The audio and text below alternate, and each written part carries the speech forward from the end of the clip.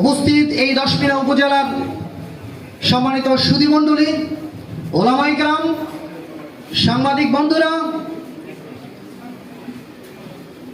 শুধু দুইটি কথা বলে শেষ করব।